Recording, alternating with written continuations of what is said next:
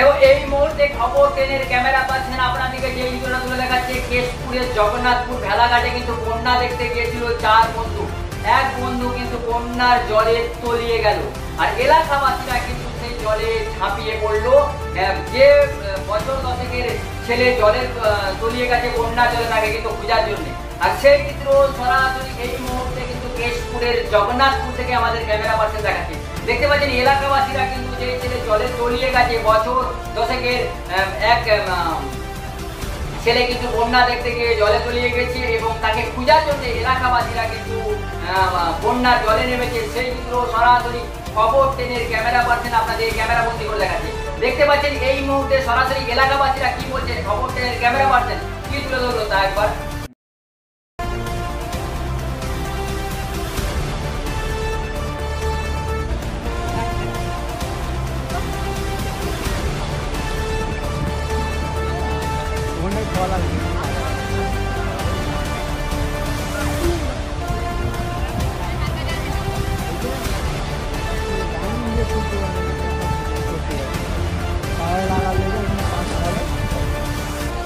সকালে ওই 10:30টার সময় 4টে বাচ্চা চান করতে আসে।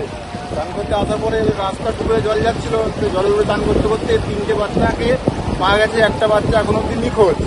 তাকে আমরা গ্রামবাসী সবাই মিলে এখানে খুঁজতেছি, এখনো খুঁজে পাচ্ছি না। কটার সময় নিখোঁজ হয়েছে? ওইটা হয়েছে তোমার ওই 10:30টা 11টার সময় বাচ্চারা চান করতেছিল এখানে। আর এখানে লোক কম ছিল, এমনিতে লোক বেশি থাকে, আজকে একটু লোকটা কম ছিল। তবে একজনের চোখে পড়েছিল, সে কিন্তু 3টাকে বাঁচিয়ে নিয়েছে, একটা কিন্তু নিখোঁজ। বাচ্চাটার বয়স কত? বয়সটা 10 বছর হবে।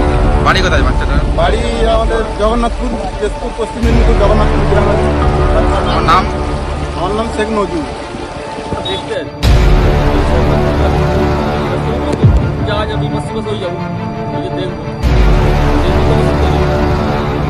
বাচ্চার নামটা কি? বয়স?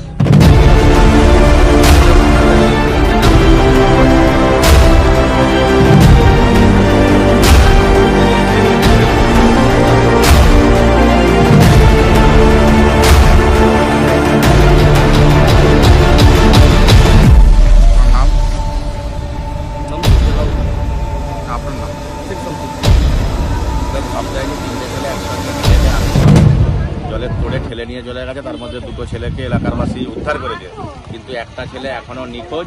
তাকে সবাই মিলে খোঁজ চালাচ্ছে, এলাকাবাসী এবং আশেপাশের গ্রামের মানুষরা এসব খোঁজ চালাচ্ছে, কিন্তু এখনো কোনো তার খোঁজ পাওয়া যায়নি। ছেলেটার নাম কি, মানে বাড়ি কোথায়? ছেলেটার নাম ঠিক বলতে পারছি না, কিন্তু ছেলেটার বাবার নাম হচ্ছে শেখ জালাল আলী আর জগন্নাথপুর টাপুরিয়ায় বাড়ি। কি করে হারালো? ওরা রাস্তা পেরিয়ে আসছিল, কিন্তু জলের তোড় ছিল, তোড়ে ঠেলে নিয়ে চলে গেছে। নাম?